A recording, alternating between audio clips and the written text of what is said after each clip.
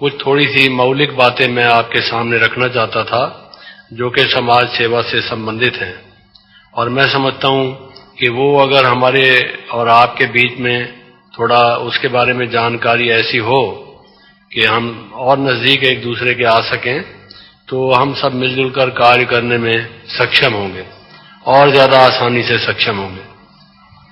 किसी ने कहा है कि मनुष्य जो भी कार्य करता है उसके पीछे उसका बिलीफ सिस्टम है, हमारी मान्यताएं क्या हैं, किन सिद्धांतों को मानकर हम चल रहे हैं, हमारे जो विश्वास हैं उसके आधार पर ही हम लोग कर्म किया करते हैं।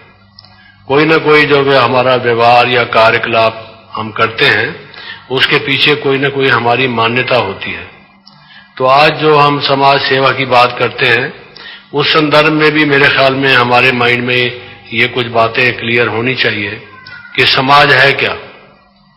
सबसे पहले तो समाज का कॉन्सेप्ट हमारे मन में क्या है।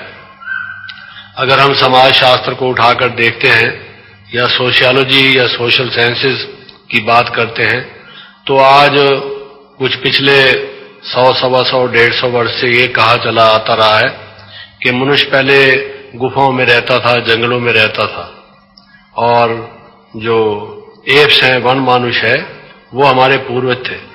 वहां से विकास होते होते ये इंसान की या मानव की कोटि पर या श्रेणी में हम आए। ऐसा हमारा एवोल्यूशन हुआ है, हमारा विकास हुआ है। और प्रारंभ में जो हमारी स्थिति थी वो एक वन मानुष जैसी थी, और अशिक्षित, असभ्य एक जैसे मनुष्य हो, ऐसा है। इतिहास में आप देखते होंगे बहुत से चित्र ऐसे दिखाए जाते हैं जिसमें कहा जाता है कि जो खुदाइयां हुई हैं, एक्सकेवेशंस हुए हैं, या हिस्टोरियंस जो इतिहासकार हैं उनका कहना इस प्रकार से है।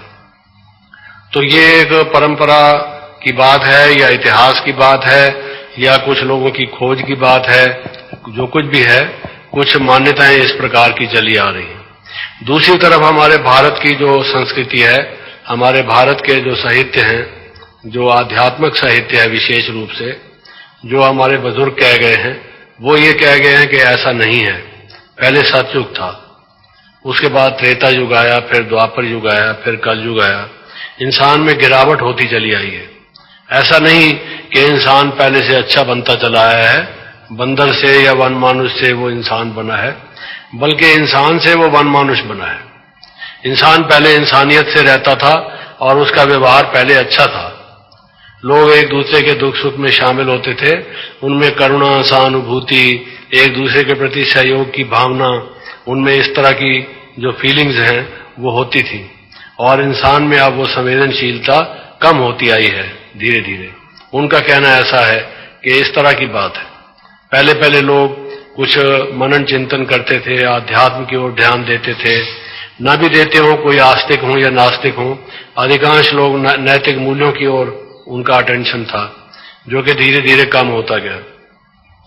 तो अब जब हम सामाजिक मूल्यों की, समाज परिवर्तन की या समाज सेवा की बात करते हैं, तो जब कभी समाज शब्द का उच्चारण हम करते हैं, अपने भाषा में प्रयोग करते हैं, तो क्या हमारे मन में ये कुछ कॉन्सेप्ट क्लियर है कि हम किस प्रकार से समाज मानते चले आए हैं। मेरे ख्याल में जो बुजुर्ग यहाँ बैठे हैं, जिनकी 50 साल से ऊपर आयु होगी, 60-70 साल के होंगे, उससे भी जो कम के होंगे, उन्होंने अपने समय में ही बदलते बदलते देखा होगा कि किस तरह से नैतिक मूल्य कम होते आए हैं, गिरावट होती आई है इंसान में। इंसान के खून का प्यासा होता गया है। आप सेकंड वर्ल्ड वार, जो द्वितीय विश्व महायुद्ध हुआ, उससे पहले जो इस प्रकार की करप्शन है, जिन्होंने इकोनॉमिक्स पढ़ी है, जो मॉडर्न हिस्ट्री से परिचित हैं, जो अखबारें पढ़ते रहे हैं उस जमाने से, जबकि द्वितीय विश्व युद्ध हुआ, अंग्रेज जब यहाँ पर थे, उस समय से ही अगर आप वाकिफ हैं उनके हालात से, तो आपको मालूम है कि कैसे हालात बदलते गए हैं। लड़ाई के दिनों में चीजों की कैसे कमी हुई, और कमी होने के बाद ब्लैक में चीजें बिकने लगी। लोगों का 2 नंबर का पैसा जिसको हम कहते हैं, उसके बाद कैसे ब्लैक बिजनेस होने शुरू हुआ और व्हाइट मनी और ब्लैक मनी की बात होती रही। किस तरह से फिर लाइसेंस, परमिट वगैरह ये ज्यादा शुरू होने लगे, और ये मनी की जो पैसे के बारे में महंगाई वगैरह की चीजों का ना मिलना, किस तरह से ये शुरू होता गया। फिर कैसे हर एक देश में, ये आप सेकंड वर्ल्ड वॉर को उठा के देखें या फर्स्ट वर्ल्ड वॉर को उठा के देखें, उससे पहले सैकड़ों साल की जो इतिहास है और उसके बाद आप देखेंगे कि ज्यादा बड़ी जल्दी से परिवर्तन हुए हैं। एक जमाना ऐसा था जब मनुष्य तीर कमान से लड़ाई करते थे, तलवार से लड़ाई करते थे, फिर बंदूक पिस्तौल बनी, तोप बनी, बनते बनते एटम और हाइड्रोजन बम बन गए। जो व्यक्ति एक दूसरे को सामने खड़ा होकर लड़ता था, चैलेंज देकर कहकर, और लड़ाई की मर्यादा थी कि लड़ाई शहरों से बाहर हुआ करेगी, जिन नागरिकों का कोई कनेक्शन नहीं है उससे उनको नहीं मारा जाएगा, वो सब नियम चेंज हो गए। और आपको पता है कि शहरों पर भी हमले होने लगे, जहां पर कोई अस्पतालें हों वहां पर या स्कूलों पर भी उनका भी ख्याल नहीं किया गया। ये सेकंड वर्ल्ड वॉर के दिनों में हम लोग अखबारों में पढ़ते थे, आप लोग भी इसके जानकार होंगे। तो बहुत सारी बातें बाद में बदलती आई हैं और नैतिक मूल्यों का ह्रास होता है। और साथ साथ अगर आपने अपने जीवन में विश्लेषण किया होगा परिस्थितियों का, तो आपने देखा होगा कि दो तरह की बातें हमारे सामने हैं। हमारे सामने दो हल हैं, दो पहलू हैं इस तस्वीर के। कौन से दो पहलू हैं? आप जरा विचार कीजिए।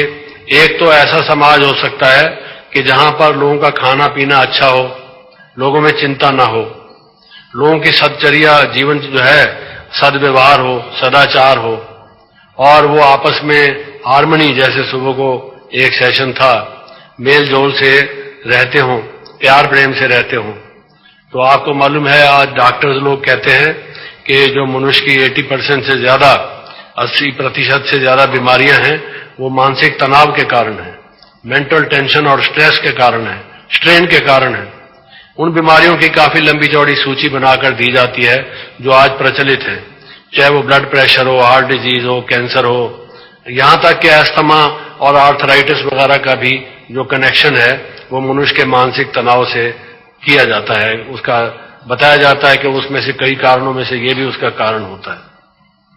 और हमारा जो खान पान है किस प्रकार से बिगड़ गया है, चीजों में मिलावट मिलाई जाती है, खाना हमारा फ्रेश नहीं होता, प्रेजर्वेटिव उसमें मिलाए जाते हैं, हवा कितनी खराब हो गई है। आप देखते हैं कि जो जितनी मोटर कारें, फैक्ट्री बढ़ती जा रही हैं, धुआं चिमनियों से निकलता है, लोगों की आबादी बढ़ती जा रही है, नदियों में गलाजत का पानी सीवर जाकर मिलते हैं, वो पानी किस तरह से खराब होता जा रहा है। वो नदियां ही नहीं बल्कि बदराव बनते जा रहे हैं। सब भारत में ही नहीं, सब देशों में ये हालत है। तो उन सब चीजों को अगर आप सामने रखते हैं तो आप देखते हैं कि इंसान के सामने दो पहलू हैं। एक तो ये है कि जहां इंसान क्लोज टू नेचर रहता हो, सत्यता से, प्रेम से, सद्व्यवहार से, इंसानियत से एक दूसरे के साथ चलता हो। सबसे पहली बात यह है प्रेम से, क्योंकि दुनिया में जो उथल पथल है, जितना लड़ाई झगड़ा है, आप देखेंगे घृणा और द्वेष, ये जो दो मनुष्य के महाशत्रु हैं, जिससे क्रोध भी उत्पन्न होता है, लड़ाई झगड़ा, खून खराबा, ये कोर्ट के केसेस सारे अगर आप सब देखें इन बातों को तो किन चीजों से होते हैं? इन्हीं चीजों से। तो एक उस समाज के बारे में आप बात देखिए कि जहां लोगों को ये शिक्षा मिलती हो, शिक्षा पर ही खर्च किया जाता हो, और इंसान में जब उसके बचपन की आयु है, साइकोलॉजिस्ट ने और शिक्षा शास्त्रियों ने, एजुकेशनिस्ट ने और मनोवैज्ञानिकों ने ये रिसर्च करने के बाद इस परिणाम पर पहुंचे हैं कि मनुष्य की 8-9 साल की जो आयु होती है, और इससे ज्यादा ले लीजिए 12-13 साल तक होती है, और इससे ज्यादा ले लीजिए जो ज्यादा से ज्यादा 18 साल तक जो आयु होती है, उसके बीच में इंसान ने जो बनना होता है वो बन चुका होता है। प्रारंभिक उसके जो संस्कार हैं वो बन चुके होते हैं, बाकी उसके बाद थोड़ा बहुत हेरा फेरी और परिवर्तन होता है। मूल रूप से जो वो जिस तरह का वो बनना होता है उसका भविष्य, जैसे कि बिल्डिंग की फाउंडेशन जो पहले पड़ जाती है उस पर डिपेंड करता है। तो इंसान के लाइफ की फाउंडेशन का ये जो पीरियड है, ये बहुत इंपॉर्टेंट पीरियड है, बहुत इंपॉर्टेंट पीरियड है कि उस वक्त बच्चों को क्या देखने को मिलता है। आप उनको टीवी पर अश्लील चित्र दिखाते हैं, कोई लड़ाई झगड़ा दिखाते हैं, कोई ऐसी स्टोरी सेक्स की सुनाते हैं, क्या दिखाते हैं? या आप उनको कोई ऐसे विचार का निर्माण करते हैं कि जिससे वो प्रेम और प्यार से और दूसरे के सेवा भाव से रहें और कुछ कंस्ट्रक्टिव और क्रिएटिविटी की तरफ ध्यान दें। अगर आप ऐसी शिक्षा पर ध्यान देते हैं तो फिर वो समाज कैसा होगा जहां बीमारी भी नहीं हो, जहां ये लड़ाई झगड़ा, लिटिगेशन, मुकदमाबाजी वगैरह भी ना हो। तो दो तरीके हो गए। एक तो ये कि आप अधिक से अधिक लॉ कॉलेजेस खोलें, पार्लियामेंट में और असेंबली में लॉ पास करें, लॉ पास करके उसकी लॉ बुक्स बनाएं, लॉ बुक्स बना के लॉ कॉलेजेस में पढ़ाएं और वहां पर वकील बनाएं। वकील जो है कोर्ट्स में है, कोर्ट्स आपकी बनी हुई हो और वहां जज हो और वो मुकदमे लड़े जाएं और उसके बाद न्याय मिले या ना मिले, चलो ये मान लीजिए कि न्याय मिले और वहां से फिर जिसने अपराध किया उसको दंडित किया जाए, उसके लिए जेल बनाया जाए, पुलिस बनाई जाए। एक तो ये है कि आप इस तरह से कीजिए। उसको लोग आज के जमाने में कहते हैं ये बड़ा विकसित समाज है, ये एडवांस सोसाइटी है। एडवांस सोसाइटी कैसे है कि हर 10 आदमियों के पीछे एक पुलिस वाला हमारे देश में है और उसके पास एक गाड़ी है, उसके पास ऐसे साधन है जल्दी से आदमी को पकड़ सके।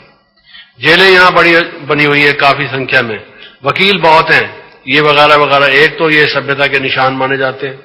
या डॉक्टर बहुत हैं, अस्पतालें बहुत हैं, केमिस्ट बहुत हैं, दवाइयां बहुत बनती हैं, फार्मेसीज बहुत हैं, रिसर्च हो रही है दवाइयों की। इसको लोग एडवांस्ड कंट्री या विकसित देश मानते हैं।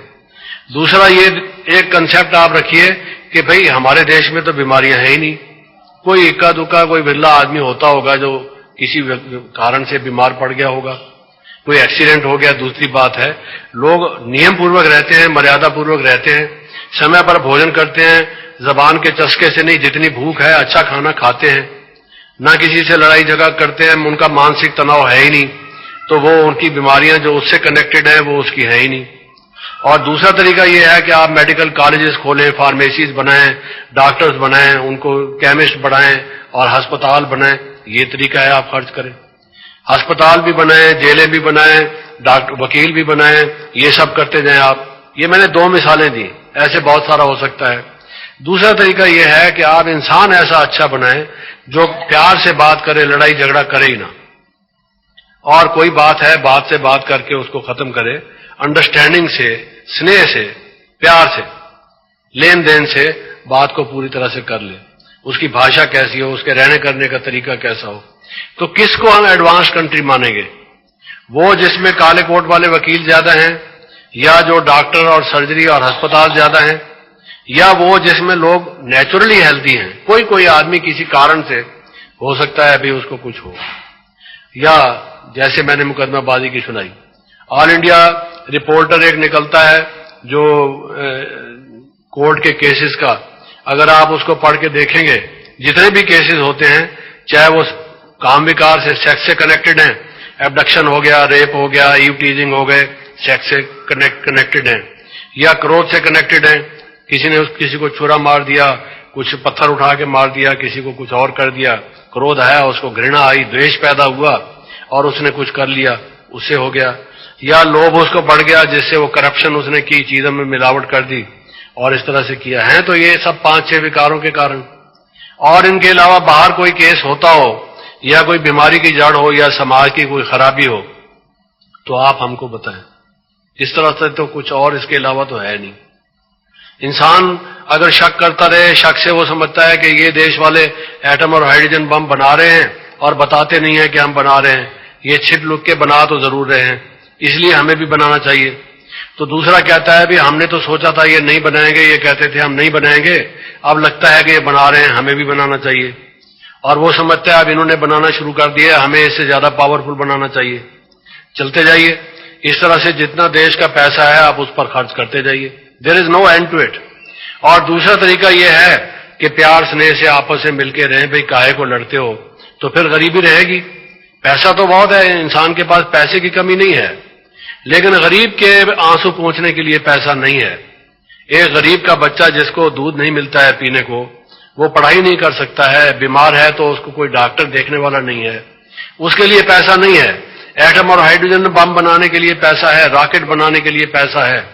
और जो बेचारे ऐसे जिंदगी व्यतीत कर रहे हैं हैवानों से भी नीचे दर्जे का, उनको देखने वाला, जैसे किसी माँ बाप के वो भी तो बच्चे हैं, इंसान तो वो भी हैं, उनकी तरफ ध्यान देने के लिए पैसा किसी के पास नहीं है। तो आप ये देखिए कि जब तक इंसान ठीक ना हो, कोई समाज ठीक हो सकता है? Man himself is the problem. जो दुनिया में जितनी समस्याएं हैं, उन समस्याओं का प्रॉब्लम का रूट क्या है? इंसान खुद ही रूट है उसकी। सारे समस्या इंसान की ही पैदा की हुई हैं। और अगर इंसान ठीक नहीं हो, उसका माइंड ठीक ना हो, उसकी इंटेलेक्ट ठीक ना हो, बुद्धि ठीक ना हो, व्यवहार ठीक ना हो, तो समस्याएं पैदा होती रहेंगी। समस्याओं का हल कहां से मिलेगा? किसी ने पूछा है कि भाई सतयुग, त्रेता, द्वापर और कलयुग में क्या फर्क था। तो कहते हैं भाई सतयुग और त्रेता में ऐसा था, लोग इतने प्यार से रहते थे, गाय और शेर भी एक घाट पानी पीते थे, लोगों में कोई वैर वैमनस्य नहीं था, मिलजुल कर स्नेह से परिवार की तरह से विश्व को कुटुंब मान के चलते थे। और ऐसा वो जीवन था वहां का कि प्यार में क्या नहीं होता, प्यार में आदमी अपना भी सब कुछ दूसरे को दे देता है। तो कहते हैं सतयुग और त्रेता युग में ऐसा था कि लोग कहते थे कि साहब आपका तो आपका है, मेरा भी आपका है। प्यार में आदमी ऐसे ही कहता है। एक माँ बच्चे को क्या कहती है, बच्चे लो ये खाओ, कहता है ये अगर खा लूं, कहता है हाँ तू मेरा भी खा ले। प्यार है, प्यार से तो मनुष्य देना ही देना जानता है। तो कहते हैं भाई सतयुग और त्रेता युग का ये चिन्ह था, ये लक्षण था कि आपका तो आपका है, मेरा भी आपका है। जब द्वापर युग आया तो लोग कहने लगे आपका आपका है, मेरा मेरा है, आप मेरे को टच नहीं करना, मैं आप वाले को टच नहीं करूंगा। इसी का नाम न्याय है, इसी का नाम इंटीग्रिटी है, ऑनेस्टी है, सत्यता है। दूसरे की चीज को हड़पने की कोशिश मत करो। पहले प्यार में ऑनेस्टी इंटीग्रिटी की बात छोड़ दीजिए, हम अपना भी देने को तैयार थे, लेकिन अब उसके बाद यहां तक आ गए कि नहीं साहब आप अपने तक सीमित रखिए और हम अपने तक सीमित रखें। और कलयुग में कहते हैं जब कलयुग आया तो लोग कहने लगे कि देखिए मेरा तो मेरा है, आपका भी मेरा है। तो कितना फर्क पड़ गया। आज जो जमाना आप देख रहे हैं वो यही है कि मेरा तो मेरा है ही, और आपका जो है उस पर भी ध्यान मेरा लगा हुआ है, अगर नहीं भी है तो हो जाएगा कुछ टाइम में। इसी लूट खसूट में इंसान लगा हुआ है। तो ये जो समाज का कंसेप्ट है सोशल सर्विस के बारे में कि ऐसा हमारा समाज हो, जैसे एक टॉपिक इसमें है सोशल रिकंस्ट्रक्शन का, हम रिकंस्ट्रक्ट करना चाहते हैं, एक समाज का नवनिर्माण करना चाहते हैं, या हम मान लीजिए मेंटल हाइजीन की बात करते हैं। तो किस हाइजीन की हम बात करते हैं? हाइजीन करके स्वास्थ्य किसको हम कहते हैं, हेल्थ किसको कहते हैं, हाइजीन किसको कहते हैं? या जो एक समाज को रिकंस्ट्रक्ट करके हमारे सामने समाज का नक्शा क्या है? समाज का नक्शा वो है जहां इंसान एकदम जो कट्टर स्वार्थी बना हुआ है लूट खसूट में, उसको छोड़ के और देने की बात सीखे, सहयोग देने की बात और मिलजुल कर चलने की सीखे।